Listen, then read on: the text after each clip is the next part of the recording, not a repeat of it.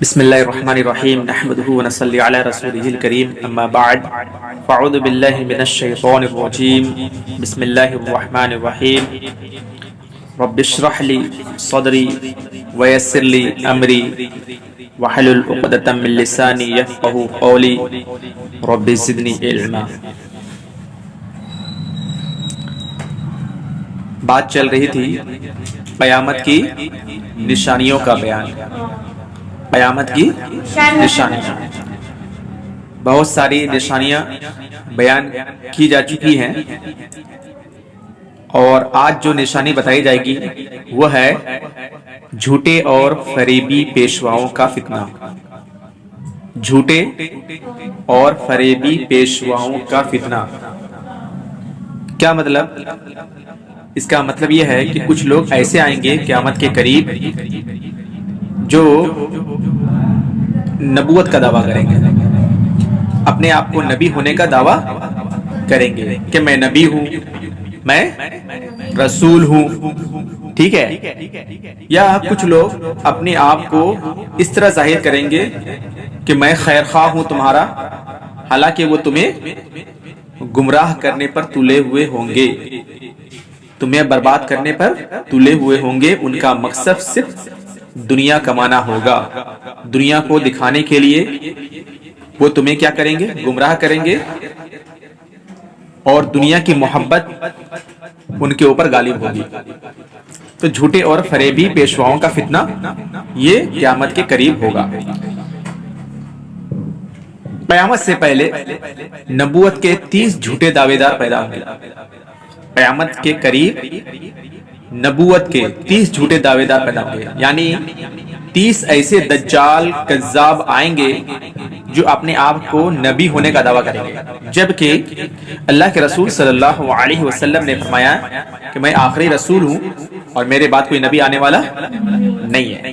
لیکن پھر بھی لوگ قیامت کے قریب نبوت کا دعویٰ کریں گے کہ میں نبی ہوں، میں رسول ہوں، اور اس طرح کتنے آئیں گے؟ 30 جھوٹے کذاب دجال آئیں گے۔ صحیح مسلم کی روایت ہے کہ حضرت ابو ہریرہ رضی اللہ تعالیٰ عنہ سے روایت ہے کہ نبی کریم صلی اللہ علیہ وسلم نے فرمایا قیامت سے پہلے 30 دھوکے باز جھوٹے آدمی پیدا ہوں گے، ان میں سے ہر ایک یہ دعویٰ کرے گا کہ وہ اللہ کا رسول ہے، وہ اللہ کا رسول ہے، حالانکہ وہ اللہ کا رسول نہیں ہوگا، کیونکہ ہمارا عقیدہ ہے ہمارا سب سے آخری رسول محمد صلی اللہ علیہ وسلم ہے۔ ہمارے آخری رسول کون ہے جی؟ محمد صلی اللہ علیہ وسلم ہے۔ ابو داؤد کی حسن روایت ہے کہ ابو ہریرہ رضی اللہ تعالیٰ عنہ کہتے ہیں کہ رسول اکرم صلی اللہ علیہ وسلم نے فرمایا قیامت قائم نہیں ہوگی حتیٰ کہ 30 کذاب اور دجال آدمی پیدا ہوں گے، اور ان میں سے ہر ایک اللہ اور اس کے رسول پر جھوٹ باندھے گا، اللہ اور اس کے رسول صلی اللہ علیہ وسلم پر جھوٹ باندھے گا۔ کیا مطلب؟ یعنی جھوٹی بات منسوب کرے گا اللہ اور اس کے رسول صلی اللہ علیہ وسلم کی طرف، اور وہ یہ دعویٰ کرے گا کہ میں اللہ کا رسول ہوں۔ اللہ کے رسول صلی اللہ علیہ وسلم کے زمانے ہی میں کچھ لوگ نبوت کا دعویٰ کر چکے تھے، اس میں سے ایک نام ہے مسیلمہ کذاب کا۔ مسیلمہ کذاب کا انہوں نے اللہ کے رسول صلی اللہ علیہ وسلم کے زمانے ہی میں دعویٰ کر دیا تھا کہ میں اللہ کا رسول ہوں، حالانکہ جب اللہ کے رسول صلی اللہ علیہ وسلم موجود تھے تو ان کی دال نہیں گلی، لیکن جیسے ہی اللہ کے رسول صلی اللہ علیہ وسلم کا انتقال ہو گیا اس کے بعد اس کو فتنے کا موقع مل گیا، شر پھیلانے کا موقع اسے مل گیا، اور بہت بڑی جماعت اس نے بنا لی۔ جو نئے مسلمان تھے جن کا عقیدہ ابھی اتنا مضبوط نہیں تھا، ان کو انہوں نے پھنسانا شروع کر دیا، اور اپنی چالاکی سے انہوں نے بہت بڑی جماعت پیدا کر لی، جس میں خود ابو بکر صدیق رضی اللہ تعالیٰ عنہ نے ان کے خلاف کیا جنگ بھی کی، اور پھر وہ مارا بھی گیا مسلمہ کذاب۔ تو 30 جھوٹے نبی وہ ہوں گے جو پوری امت میں مشہور ہوں گے، جو غیر معروف ہوں گے وہ ان کے علاوہ ہوں گے، جس کو لوگ پہچانتے نہیں ہوں گے تو وہ تو بہت زیادہ ہوں گے، لیکن جس کو لوگ پہچانتے ہوں گے، بہت معروف اور مشہور ہوں گے، وہ 30 کذاب دجال ہوں گے۔ یاد رہے کہ ایک جھوٹا نبوت کا دعویدار رسول اللہ صلی اللہ علیہ وسلم کے زمانے مبارک میں ہی پیدا ہو گیا تھا، جس کا نام کیا تھا؟ مسلمہ کذاب تھا۔ کذاب کیوں کہتے ہیں؟ یعنی بہت بڑا جھوٹا تھا، یہ بہت جھوٹ بولتا تھا یہ۔ قیامت سے پہلے مسلمانوں کو گمراہ کرنے والے جھوٹے اور فریبی مذہبی پیشواؤں، سیاسی لیڈروں اور رہنماؤں کی تعداد بے شمار ہوگی۔ یہ تو ایک دم بالکل آج کے زمانے میں عام ہے۔ کیا مطلب ہے؟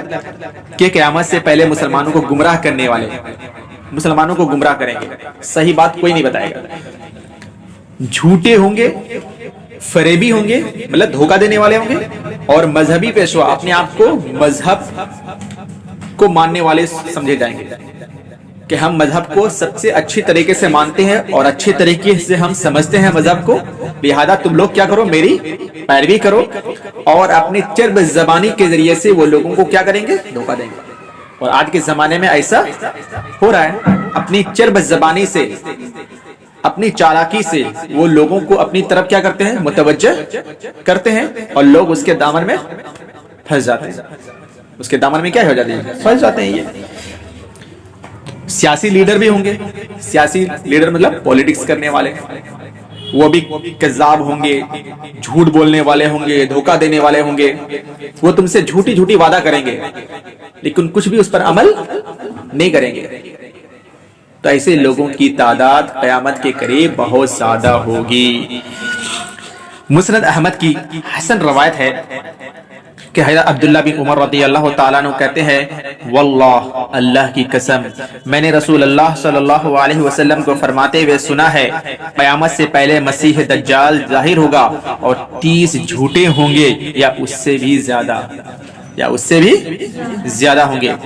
اور مسند ہی احمد کی صحیح روایت ہے کہ حضرت جابر بن سمرہ رضی اللہ تعالیٰ عنہ کہتے ہیں کہ میں نے رسول اللہ صلی اللہ علیہ وسلم کو فرماتے ہوئے سنا ہے کہ قیامت سے پہلے بہت سے جھوٹے پیدا ہوں گے، ان سے بچ کے رہنا، ان سے بچ کر رہنا۔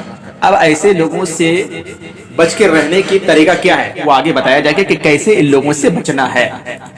لیکن سمپل سے طور پر ایک بات بتا دوں کہ کبھی بھی یہ تم لوگوں کو کوئی بھی بات بتائیں تو سب سے پہلے ریفرنس مانگنا کہ پروف کیا ہے جو آپ بتا رہے ہو، کیا قرآن اور صحیح حدیث کے اندر موجود ہے؟ اور اگر وہ بغیر پروف کے بات کرتے ہیں تو سمجھو تم کو گمراہ کرنے پر وہ تلے ہوئے ہیں، تمہیں گمراہ کرنے کے لیے وہ تلے ہوئے ہیں، ورنہ وہ خود گمراہ ہوں گے، تمہیں بھی کیا کریں گے؟ گمراہ کر دیں گے۔ یہ تو ایسے لوگوں سے بچ کر رہنے کی ترغیب دی گئی ہے کہ بچ کر رہنا چاہیے، اور بچ کے رہنے ہی میں ہمیں بھلائی ہے، کیونکہ کوئی انسان جہنم میں جانا نہیں چاہتا ہے، ہر کوئی جنت میں جانا چاہتا ہے، اور ہر کوئی چاہتا ہے کہ اسلام پر صحیح طور پر عمل کرے، اللہ تعالیٰ کو خوش کرے اور وہ جنت میں چلا جائے۔ لیکن یہاں کے جھوٹے لوگ ایسے ہیں نا جو تمہیں گمراہ کرنے کی کوشش میں لگے ہوئے ہیں، اور شیطان تو ہمارے پیچھے پڑا ہی ہوا ہے کہ چاہتا ہے کہ وہ ہمیں کیا کر دے؟ گمراہ کر دے اور ہم جہنم میں چلے جائیں۔ تو شیطان کس کو گمراہ کرتا ہے؟ انسانوں کو گمراہ کرتا ہے، جو مذہبی پیشوا ہوتے ہیں ان کو گمراہ کرتا ہے، اور وہ لوگ تمہیں کیا کرتے ہیں؟ گمراہ کر دیتے ہیں۔ اسی لیے پروف، کوئی بھی تمہارے سامنے کوئی بھی بات آ رہی ہے تو اس کی پہلے کیا کرو؟ تحقیق کر لو۔ اللہ کے رسول صلی اللہ علیہ وسلم کی صحیح حدیث ہے، کفا بالمرء کذبا ان یحدث بکل ما سمع، کہ آدمی کے لیے جھوٹا ہونا کافی ہے کہ وہ ہر سنی سنائی بات کو کیا کر دیتا ہے؟ بیان کر دیتا ہے۔ ہر سنی سنائی بات کو بیان کر دیتا ہے۔ اس نے یہاں سے سنا، وہاں سے کیا کر دیا؟ سینڈ کر دیا۔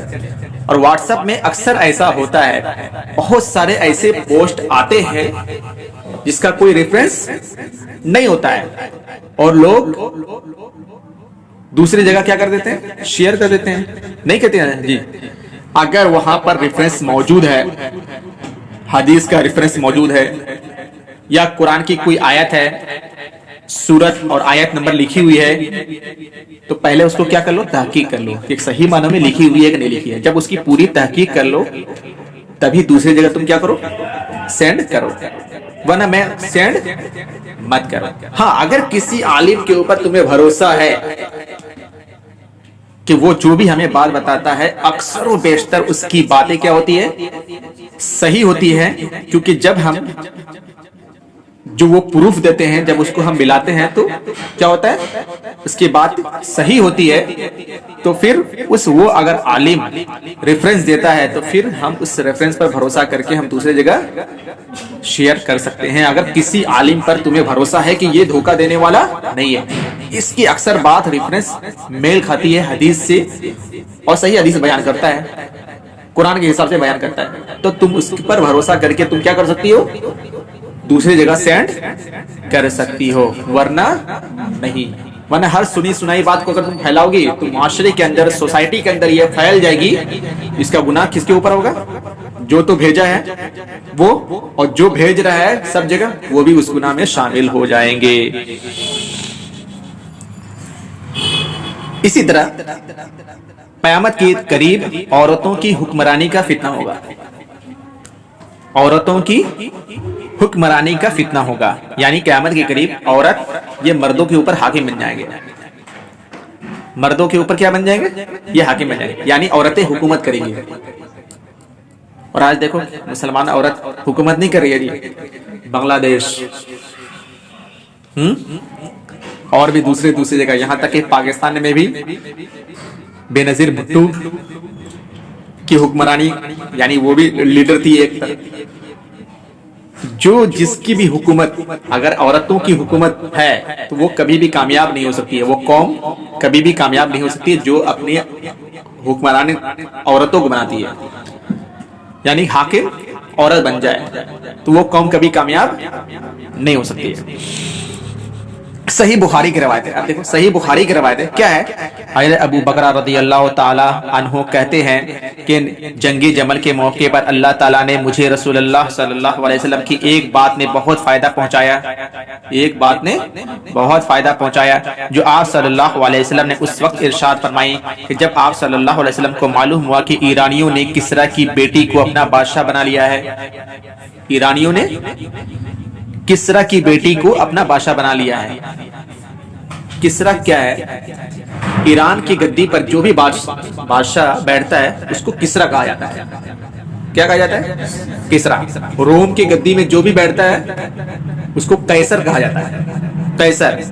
اور مصر کی گدی میں جو بھی بیٹھتا ہے اس کو کہا جاتا ہے فرعون. کیا کہا جاتا ہے, فرعون. یہ وہی فرعون ہے جو موسیٰ علیہ السلام سے پنگا لیا تھا, ہے نا جی. مصر کی گدی میں جو بیٹھا تھا, حالانکہ اس کا نام کچھ دوسرا تھا, جو بھی اس گدی میں بیٹھتا تھا اس کا نام کیا ہوتا تھا, فرعون ہوتا تھا.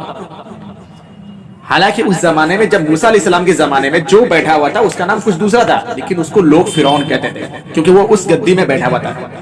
اور اسی کا ذکر قرآن میں موجود ہے.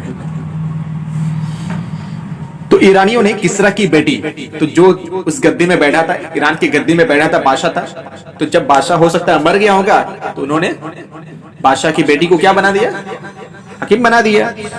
ایرانیوں نے کسریٰ کی بیٹی کو اپنا بادشاہ بنا لیا.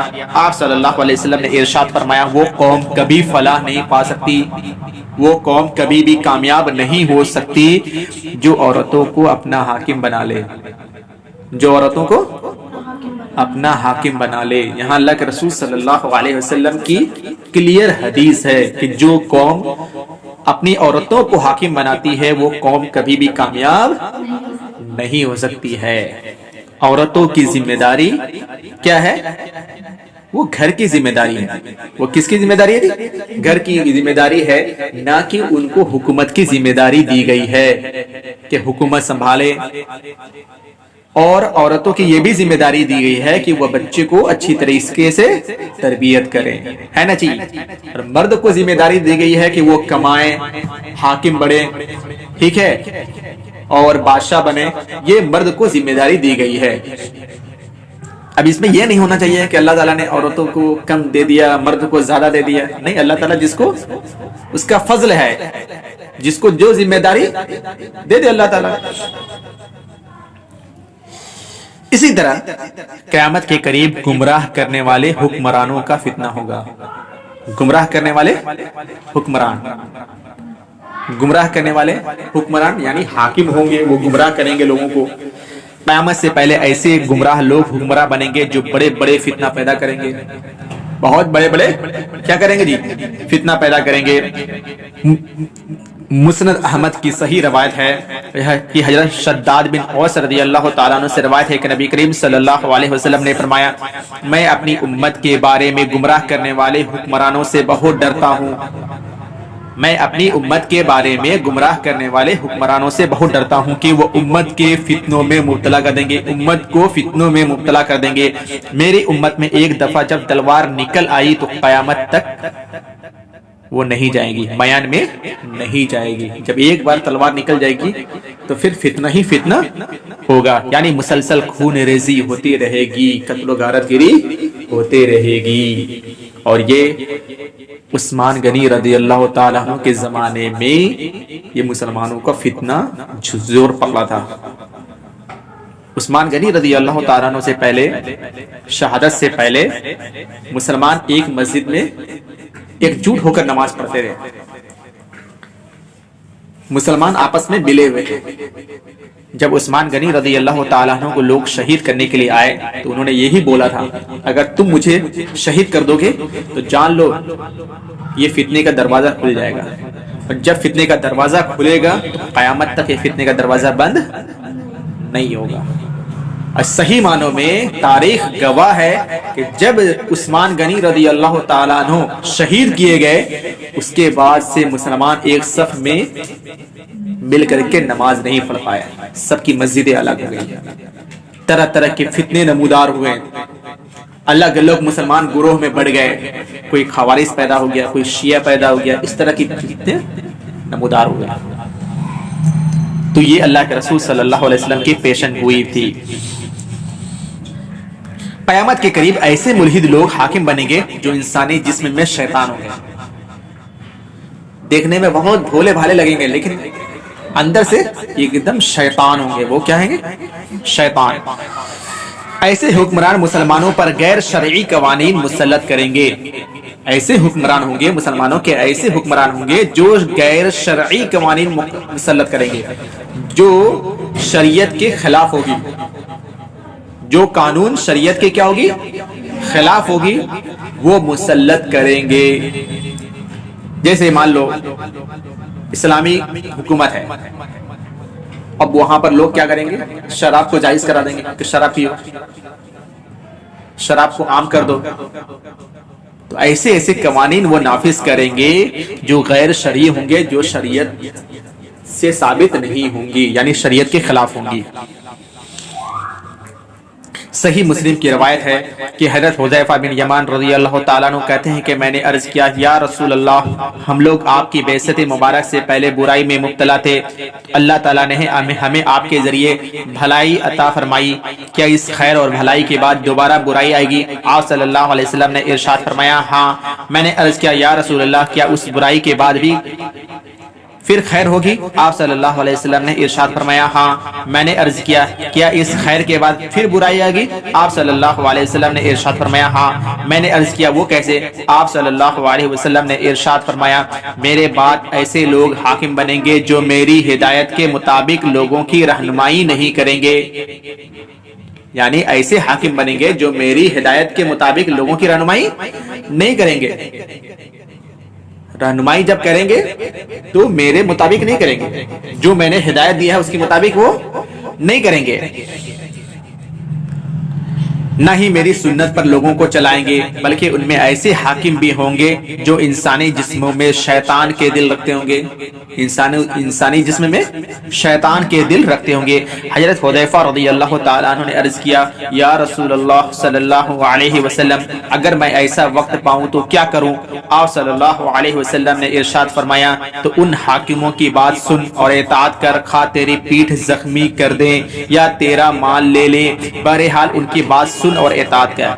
اب یہاں اللہ کے رسول صلی اللہ علیہ وسلم نے پیشن گوئی کی کہ ایسے حاکم قیامت کے قریب آئیں گے جو اندر سے بالکل شیطان ہوں گے، وہ غیر شرعی قوانین کو نافذ کریں گے، جس کا اسلامی شریعت سے کوئی لینا دینا نہیں ہے، وہ نافذ کریں گے۔ تو یہاں حذیفہ بن یمان رضی اللہ تعالیٰ عنہ کہتے ہیں کہ ایسے موقع پر کیا ہم کریں؟ ان کی اطاعت کریں؟ تو اللہ کے رسول صلی اللہ علیہ وسلم نے فرمایا تم ان کی اطاعت کرو، کیا کرو؟ ان کی اطاعت کرو لیکن اس پر عمل، جو چیز وہ قانون نافذ کر رہے ہیں اس پر عمل مت کرو. اگر مان لو شراب کو جائز کرا دے رہے ہیں وہ معاشرے میں، تو تم شراب مت پیو، لیکن اور بھی دوسری چیز جو وہ حکم دے رہے ہیں اس کی بات کو تمہیں کیا کرنا ہے؟ ماننا ہے. ہاں لیکن اگر وہ حاکم یہ ہے تمہیں مجبور کر دے کہ تم شرک کرو، تم کیا کرو؟ نماز چھوڑو، تو پھر ایسے موقع پر اس حاکم کو کسی تدبیر کے ذریعے سے، نہ کہ کھلم کھلا، کسی تدبیر کے ذریعے سے اسے ہٹانے کی کوشش کرنی چاہیے. اگر وہ تمہیں مجبور کر دے کہ تم شرک کرو یا تم نماز مت پڑھو، اور اگر وہ مجبور نہیں کرتا ہے، معاشرے کے اندر خود بخود وہ کیا کر رہے ہیں؟ نافذ کر رہا ہے، غیر شرعی قوانین نافذ کر رہا ہے، ٹھیک ہے، لیکن وہ تمہیں مجبور نہیں کیا ہے، تو تم کیا کرو؟ چپ چاپ سے اس کی بات سنو اور اس پر عمل مت کرو. یہ اللہ کے رسول صلی اللہ علیہ وسلم کی ہدایت تھی. دوسری حدیث میں یہ الفاظ بھی ہیں کہ صحابہ کرام نے رسول اللہ صلی اللہ علیہ وسلم سے پوچھا کیا ایسے حکام کے خلاف ہم لڑائی نہ کریں؟ آپ صلی اللہ علیہ وسلم نے فرمایا جب تک وہ نماز پڑھے ان کے خلاف لڑائی نہ کرو. مسلم کی روایت ہے جب تک وہ نماز پڑھے ان کے خلاف لڑائی مت کرو. لیکن اگر حکام بے نماز ہو جائے تو انہیں معروف طریقے سے ہٹانے کی کوشش کرنی چاہیے. بے نمازی ہو جائے یا نماز نہ پڑھیں یا شرک کرنے لگے تو ان کو کسی معروف طریقے سے، اچھے طریقے سے، نہ کہ ان کے خلاف ایک دم بالکل جنگ چھڑ دیں تو پتہ چلا کہ اس کے ذریعے سے وہ اور فتنہ کرے گا، ہے نا جی، ظلم کرے گا. قیامت سے پہلے بعد ایسے ظالم لوگ حکمراں بنیں گے جو صبح و شام اللہ تعالیٰ کا غضب مول لینے والے کام کریں گے. یعنی ایسے کام جس سے اللہ رب العالمین کیا ہوگا؟ غصہ ہوگا. غضب کا مطلب کیا ہوتا ہے؟ غصہ ہوگا اللہ تعالیٰ. تبرانی کی صحیح روایت ہے کہ حضرت ابو امامہ رضی اللہ تعالیٰ عنہ کہتے ہیں کہ رسول اکرم صلی اللہ علیہ وسلم نے فرمایا آخری زمانے میں اس امت پر ایسے لوگ مسلط ہوں گے جن کے پاس گائے کے دموں جیسے کوڑے ہوں گے. وہ لوگ اللہ کے غصہ میں صبح کریں گے اور اللہ کے غضب میں کیا کریں گے؟ شام کریں گے. صبح میں بھی اللہ تعالیٰ ان سے غصہ ہوگا اور شام میں بھی ان پر اللہ تعالیٰ کیا ہوگا جی؟ غصہ ہوگا. اسی طرح مسلمانوں پر بعض ایسے جاہل حاکم مسلط ہو جائیں گے جن کے اعمال مشرکوں سے بھی بدتر ہو جائیں گے. مسلمانوں پر بعض ایسے جاہل حاکم مسلط ہو جائیں گے، جاہل ہوں گے، جن کے اعمال مشرکوں سے بھی بدتر ہوں گے. جو مشرک کرتے تھے اس سے بھی وہ بدتر ہوں گے، نام کے مسلمان ہوں گے. تبرانی ہی کی صحیح روایت ہے کہ حضرت ابن عباس رضی اللہ تعالیٰ عنہ کہتے ہیں کہ رسول اکرم صلی اللہ علیہ وسلم نے فرمایا تم پر ایسے لوگ حاکم بنیں گے جو آتش پرستوں سے بھی بدتر ہوں گے. جو آگ کی پوجا کرنے والے ہوں گے اس سے بھی وہ کیا ہوں گے؟ بدتر ہوں گے. اسی طرح قیامت سے پہلے ایسے منافق حکمراں مسلمانوں پر مسلط ہوں گے جن کے دل مردار کی بدبو سے بھی زیادہ غلیظ ہوگا. مردار مرا ہوا انسان کتنا بدبو کرتا ہے جی. اگر چھوڑ دیا جائے 3 دن تک یوں ہی چھوڑ دیا جائے، لاش کو چھوڑ دیا جائے تو پورا گھر یہاں تک کہ پورے بلڈنگ کیا ہو جائے گا؟ بدبو سے مبتلا ہو جائے گا. انسان کا جسم ہے ابھی تر و تازہ ہے، اللہ نے ایسا بنایا ہے کہ روح ابھی ہے تو تر و تازہ ہے، لیکن جیسی یہ روح نکل جاتی ہے 1 دن 2 دن 3 دن تک وہ برداشت نہیں کر سکے، سڑ جائے گا گوشت اور اتنی بدبو کرے گا کہ وہ انسان خود بخود اٹھا کر کے وہ قبر میں پہنچا دے گا. تو ہماری تو یہ حالت ہے کہ ہماری موت کے بعد کیا حالت ہو جائے گی؟ ہم پیر ہاتھ کچھ ہلا نہیں پائیں گے اور ہماری جسم کی گوشت کیا ہو جائے گی؟ سڑنے لگے گی. اگر جسم کا گوشت مرنے کے بعد نہیں سڑتا تو ہر رشتہ دار اپنے عزیز و اقارب کی باڈی کو کیا کر دیتا؟ گھر میں رکھنا شروع کر دیتا. لیکن ایسا اللہ تعالیٰ نے نظام بنایا ہے کہ وہ گھر میں نہیں رکھ سکتا. وہ تو تمہیں کسی نہ کسی طرح سے وہ تمہیں قبر میں چھوڑ کے آئیں گے. تم چاہے لاکھ گنا کتنا بھی کوشش کرو وہ تمہیں قبر ہی میں اتار دیں گے. یہ تو دل مردار کے یعنی جن کے دل مردار کی بدبو سے بھی زیادہ غلیظ ہوں گے ایسے منافق حکمراں مسلمان ہوں گے. اب دیکھو اللہ تعالیٰ نے کیا کہا مسلمانوں کو جو منافق ہوں گے، یعنی ظاہری طور پر مسلمان ظاہر کریں گے لیکن اندر سے وہ دشمنوں سے ملے ہوئے ہوں گے، اندر سے وہ دشمنوں کا کام کریں گے۔ وہ طبرانی کی صحیح روایت ہے کہ ابن عباس رضی اللہ تعالیٰ عنہ کہتے ہیں کہ رسول اکرم صلی اللہ علیہ وسلم نے فرمایا تم پر ایسے لوگ حاکم بنیں گے جو آتش پرستوں سے بھی زیادہ بدتر ہوں گے۔ اچھا یہ تو حدیث ہو چکی تھی۔ حضرت کعب بن عجرہ رضی اللہ تعالیٰ عنہ کہتے ہیں کہ رسول اکرم صلی اللہ علیہ وسلم ہمارے پاس تشریف لائے اور ارشاد فرمایا کہ میرے بعد تم پر ایسے حکمراں حکومت کریں گے جو ممبر پر بڑی حکمت سے واز کریں گے، اور جب ممبر سے اتریں گے تو عملی زندگی میں ان کی حکمت چھین لی جائے گی، ان کے دل مردار سے بھی زیادہ بدبودار ہوں گے۔ تو ایسے لوگ کیا ہوں گے؟ یعنی ان کو اللہ تعالیٰ کے نزدیک اس کی کوئی وقعت نہیں ہوگی۔ اللہ نے ایک دم مثال دی ہے کہ مردار کی جو بدبو تو اس سے بھی زیادہ وہ غلیظ ہوں گے۔ طبرانی کی صحیح روایت ہے۔ قیامت سے پہلے بعض ایسے ملحد اور بے دین لوگ حکمراں بنیں گے جو لوگوں کو سنت رسول صلی اللہ علیہ وسلم کے خلاف احکام دیں گے، لوگوں کو سنت رسول کے خلاف احکام دیں گے۔ اللہ کے رسول صلی اللہ علیہ وسلم کی جو سنت ہے اس پر لوگوں کو چلنے کی ترغیب نہیں دیں گے وہ کہ اللہ کے رسول صلی اللہ علیہ وسلم کی سنت پر چلو، بلکہ وہ کہیں گے کہ نہیں، جو ہم قانون نافذ کر رہے ہیں اس کے مطابق تم کیا کرو، چلو اور اس پر عمل کرو۔ حاکم کی حسن روایت ہے کہ حضرت جابر بن عبداللہ رضی اللہ تعالیٰ عنہ سے روایت ہے کہ نبی کریم صلی اللہ علیہ وسلم نے ارشاد فرمایا، اے کعب بن عجرہ، اللہ تجھے احمقوں کی حکومت سے اپنی پناہ میں رکھے، بیوقوفوں کی حکومت سے تمہیں پناہ میں رکھے۔ حضرت کعب رضی اللہ تعالیٰ نے عرض کیا، یا رسول اللہ، احمقوں کی حکومت سے کیا مراد ہے؟ احمق سمجھتے ہو کس کو کہتے ہیں؟ بیوقوف۔ کس کو کہتے ہیں؟ بیوقوف۔ بیوقوفوں کی حکومت سے کیا مراد ہے؟ آپ صلی اللہ علیہ وسلم نے ارشاد فرمایا، میرے بعد ایسے حکام آئیں گے جو میری ہدایت پر نہیں چلیں گے، نہ ہی میرے طریقے پر عمل کریں گے، جس نے ان کے جھوٹ کی تصدیق کی اور ان کے ظلم پر تعاون کیا۔ کیا ایسے لوگوں کا میرے ساتھ کوئی تعلق نہیں؟ نہ ہی میرا ان کے ساتھ کوئی تعلق ہے، نہ ہی ایسے عوام میرے حوض پر لائیں گے اور ایسے حکمران کے جھوٹ کی تصدیق نہیں کریں گے اور نہ ہی ان کے ظلم پر تعاون کریں گے، ایسے لوگ میرے ہیں اور میں ان کا ہوں۔ تو یہاں پر یہ ہے کہ یہ لوگ کیا کریں گے؟ اللہ کے رسول صلی اللہ علیہ وسلم نے فرمایا ایسے لوگوں کے ساتھ میرا کوئی تعلق نہیں ہے، یعنی وہ میری ہدایت پر عمل نہیں کریں گے، غیر شرعی قوانین وہ کیا کریں گے؟ معاشرے کے اندر، سوسائٹی کے اندر کیا کریں گے؟ وہ نافذ کریں گے۔ یہود و نصارہ کی پیروی کا فتنہ، اور یہ تو بہت عام ہے آج کے زمانے میں۔ اگر کہا جائے تو یہود و نصارہ کا جو فتنہ ہے، جو انہوں نے اس دنیا کے اندر فتنہ مچایا ہے، اس فتنے کو مسلمانوں نے بھی 80 سے 90% انہوں نے قبول کر لیا ہے۔ 80 سے 90% انہوں نے کیا کر لیا جی؟ قبول کر لیا ہے۔ اب یہود کون ہے؟ جیوز کہتے ہیں نا، اور نصارہ کون ہے؟ کرسچن، عیسیٰ علیہ السلام کو ماننے والے ہیں، اور جیوز یعنی یہودی یہ موسیٰ علیہ السلام کو ماننے والے ہیں۔ آج بھی ہیں یہودیوں کی تعداد دنیا میں بہت کم ہے، لیکن پوری دنیا پر وہ حکومت کر رہے ہیں وہ، اور کرسچن کی بھی کیا ہے؟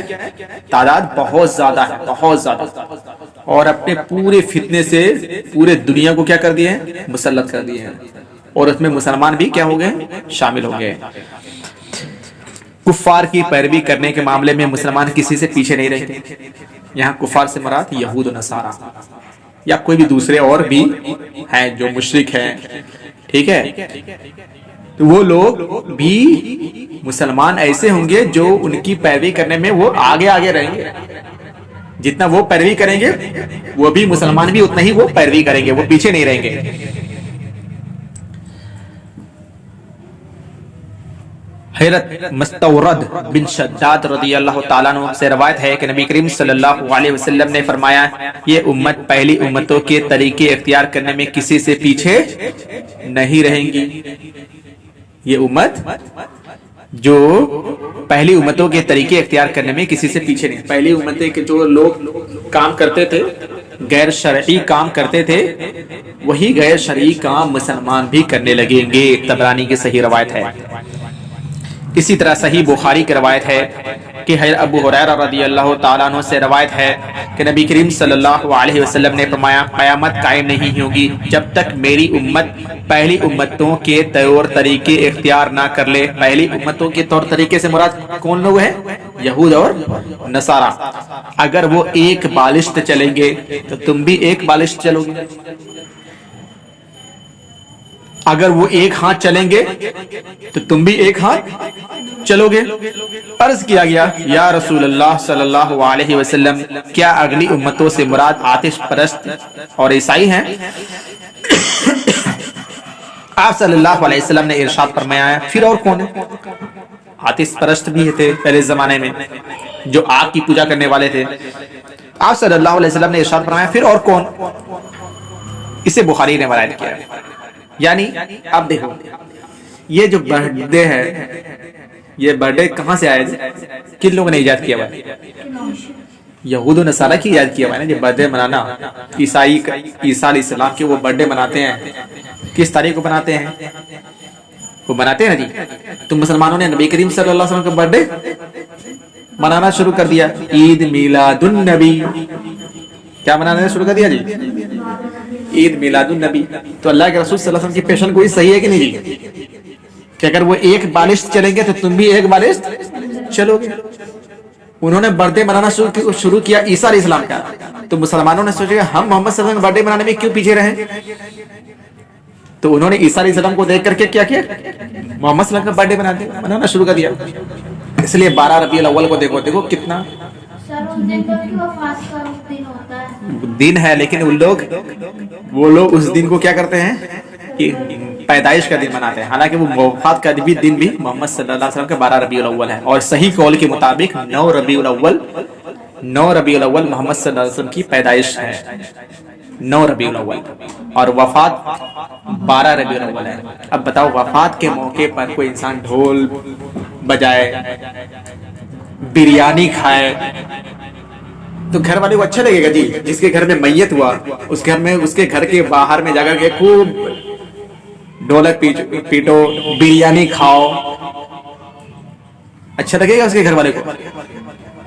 تو یہ شیطان نے ایسا مسلمانوں کو گمراہ کیا کہ یہ یہود و نصارہ کے نقش قدم پر انہوں نے چلنا شروع کر دیا.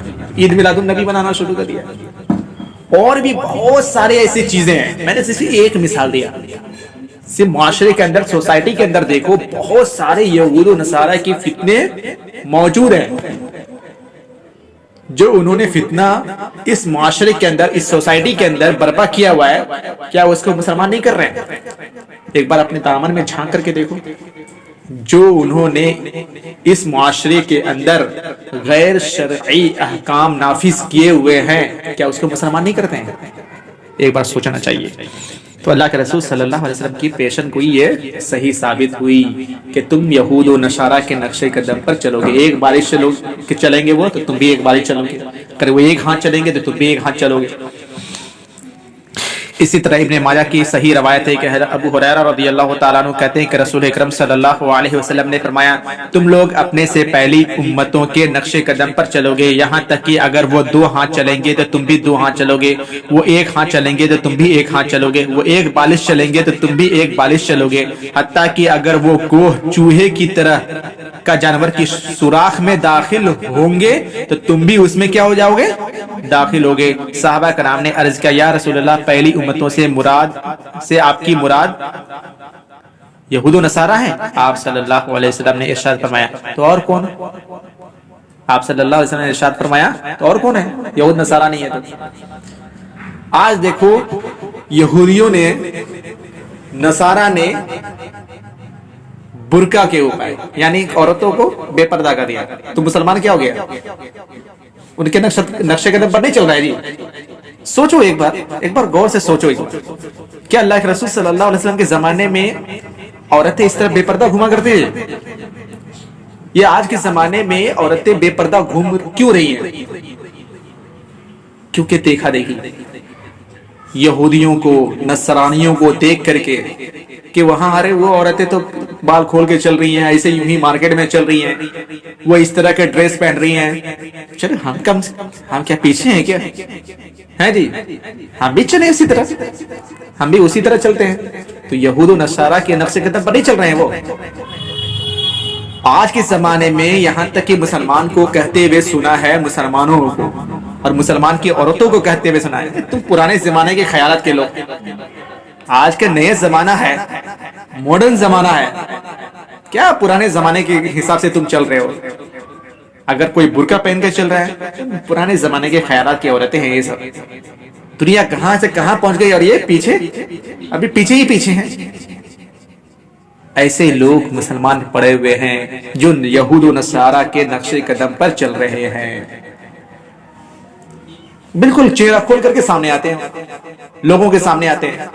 کیوں؟ اس کو اسلام کی قانون نہیں معلوم ہے، اسلام کے قوانین ان کو نہیں معلوم ہے۔ کیسے بات کہہ رہی ہے وہ تو بتاؤ؟ کس کو اسلام کے قوانین نہیں معلوم ہے؟ سب کو معلوم ہے کہ اسلام میں پردہ کرنے کا حکم ہے، نہیں تھی جس معلوم بھی ہے، بہت سارے اکثر لوگوں کو معلوم ہے کہ اسلام میں عورتوں کو پردہ کرنے کا حکم دیا ہے، لیکن پھر بھی وہ بے پردہ رہتی ہے، چہرہ کھول کے گھوم رہی ہیں۔ وہ معلوم ہے، وہ کہتے ہیں کہ آج کے ماڈرن زمانہ ہے، آج کے زمانے کے حساب سے ہم نہیں چل پائیں گے۔ یہ چیز بالکل ہی غلط ہے، کیونکہ یہود و نصارہ کے وہ نقش قدم پر چل رہے ہیں وہ، اور یہ اللہ کے رسول صلی اللہ علیہ وسلم کی پیشن گوئی ہے۔ یہ قرب قیامت کے قریب ایسے لوگ پیدا ہوں گے، اور مرد عورت اسی نقش قدم پر وہ چل رہے ہیں۔ مرد بھی کم نہیں ہے، صرف عورتوں کی مثال دیا میں نے کہ ایک مردے کی مثال دیا اور ایک عید میلاد النبی کی مثال دیا۔ اس طرح کی بے شمار مثالیں ہیں، اگر تم ڈھونڈو شادی بیاہ سے لے کر کے ہر چیز کو اگر ڈھونڈو، کیا مسلمانوں کی شادی بیاہ میں ڈھول تماشا کرنا، بارات لے جانا، یہ سب چیز کرنا صحیح ہے، لیکن آج کے مسلمانوں میں ایسا بنا دیا کہ اگر تم اس کام کو نہیں بھی کرو گے تو رشتہ دار تمہارے کیا ہیں، تمہیں بدنام کر دیں گے۔ ہمارے ایک استاد محترم تھے، ان کی جب شادی ہوئی تو رشتہ دار آ گئے، ان کے رشتہ دار آ گئے، باراتی لے جانا ہے، کہاں ہے باراتی؟ باراتی کہاں ہے؟ بولے چلو تم کو باراتی، چلو تم لوگوں کو جانا ہی ہے نا، پیدا ہی دوڑا دیا ان کو، کوئی اکیلے ہوئے چلے گئے نکاح کرنے کے لیے، اور اس کے پیچھے پیچھے رشتہ دار میرے کہاں ہے جی کہاں؟ کوئی بس نظر نہیں آ رہا ہے، کوئی گاڑی نظر نہیں آ رہا ہے، پتا چلا کہ وہ شادی کے وہاں تک پہنچ گئے، آدھے رشتہ دار تو پیچھے سے غائب ہو گئے۔ یہ کہاں 2 مہینے تک تو بہت زیادہ یہ منہ پھلا کے رکھے، تیسرے مہینے کے بعد سب صحیح ہو گیا۔ نہیں، جو کیا اچھا کیا، اسلامی قانون کے حساب سے کیا، انہوں نے ایسی شادی ہونا چاہیے۔ عورتوں کی یہاں مصیبت بن کر کے لوگ جاتے ہیں، وہاں پر کھاتے ہیں، ٹھوستے ہیں کھانا، تو یہ سب چیز کیا ہے جی؟ ایک تو بیچارہ باپ اپنی بیٹی کی شادی کر رہا ہے اور اس کے اوپر مصیبت بن کر کے اتنا دولہا آ جاتا ہے، اتنے دولہے کے سارے رشتہ دار آ جاتے ہیں اس کے کھانے اس کے گھر پہ، تو یہ سب کیا ہے جی؟ یہ سب غیر شرعی، یہ ہے غیر شرعی چیزیں ہیں، یہ جس کا اسلامی شریعت سے کوئی تعلق نہیں ہے۔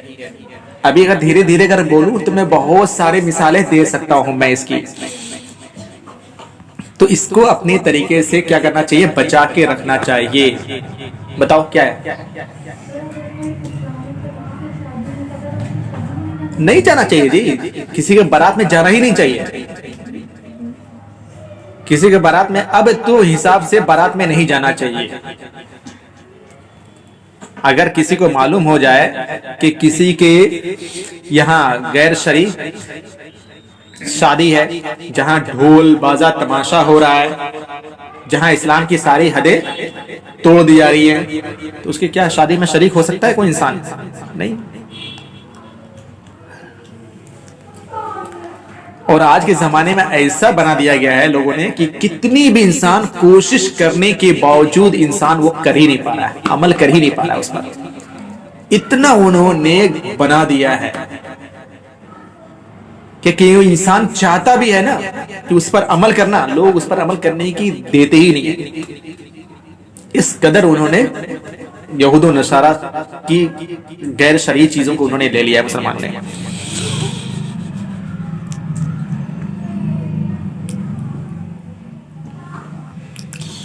اب فتنوں سے بچنے کی کیا فضیلت ہے؟ جب یہ ساری فتنے آئیں گے، ان فتنوں سے بچنے کے لیے ہمیں کیا کرنا چاہیے؟ فتنوں سے بچنے کی فضیلت. فتنوں کے دوران ایمان پر قائم رہنے والا بڑا خوش نصیب ہوگا. اللہ اکبر. جو اپنے آپ کو ہر چیز سے بچا کے رکھے گا، دین اسلام کو فالو کرے گا، ہے نا جی، وہ انسان اس وقت بہت ہی خوش نصیب ہوگا، اللہ تعالیٰ کا بہت ہی محبوب بندہ ہوگا. جتنے سارے فتنے ہیں لیکن اپنے آپ کو فتنے سے انہوں نے کیا کیا ہے؟ بچا کے رکھا ہوا ہے.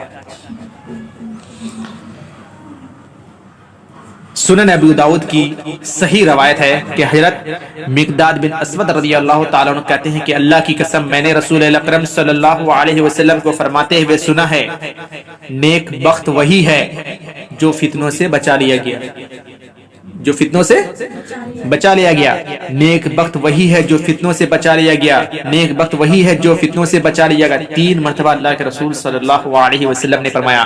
اور جو فتنوں میں آزمایا گیا اور اس نے صبر کیا، اس کے کیا ہی کہنے. جو فتنوں میں آزمایا گیا یعنی مصیبتیں آئیں، بہت پریشانی ہوئی، جو فتنہ معاشرے کے اندر چل رہا ہے اسے انسان کو تکلیف ہوئی اور اس پر انہوں نے کیا کیا؟ صبر کیا. اس کا کیا ہی کہنا. تو یہاں اللہ کے رسول صلی اللہ علیہ وسلم نے اس کے لیے خوشخبری دے دی ہے. کیسے لوگ کیا ہوں گے؟ بہت ہی خوش نصیب ہوں گے. تو کیا ہم کو نہیں چاہیے کہ ہم ان خوش نصیب لوگوں میں بن جائیں؟ اللہ تعالی ہم لوگوں کو خوش نصیب میں سے بنائے. اسی طرح فتنوں کے دوران عبادت میں مشغول رہنا بھی بہت بڑی فضیلت ہے. ہر طرف فتنہ ہی فتنہ ہے، اس وقت کوئی انسان صحیح طور پر عبادت کرتا ہے، اللہ تعالیٰ کی نماز کی پابندی کرتا ہے، روزے کی پابندی کرتا ہے، تو ایسے لوگوں کی بہت بڑی فضیلت ہے. حضرت معقل بن یسار رضی اللہ تعالیٰ عنہ نے نبی کریم صلی اللہ علیہ وسلم تک حضرت معقل بن یسار نے نبی کریم صلی اللہ علیہ وسلم پہنچائی. آپ نے فرمایا، حج کے فتنے میں عبادت میں رہنا ایسے ہی ہے جیسے میری طرف ہجرت کرنا. کوئی انسان ہجرت کر رہا ہے تو فتنوں کے موقع پر عبادت میں رہنا، عبادت میں لگے رہنا ایسے ہی ہے جیسے میری طرف کوئی انسان ہجرت کر کے آ جائے. سنن ترمذی کی صحیح روایت ہے. تو ہر طرف ابھی فتنہ ہی فتنہ ہے. ایسے موقع پر کیا کرنا چاہیے؟ انسان کو نماز پڑھنا چاہیے، اللہ کی عبادت کرنا چاہیے، روزہ رکھنا چاہیے، اسلام کی جو قانون ہے اس کو فالو کرنا چاہیے، اسلام کے قوانین پر عمل کرنا چاہیے. چلے اس کو یہیں تک رکھیں، ٹھیک ہے. فتنوں کے دوران کیا کیا جائے اس کا تذکرہ انشاءاللہ کل کریں گے انشاءاللہ. وآخر دعوانا رب العالمین. السلام علیکم ورحمۃ اللہ وبرکاتہ.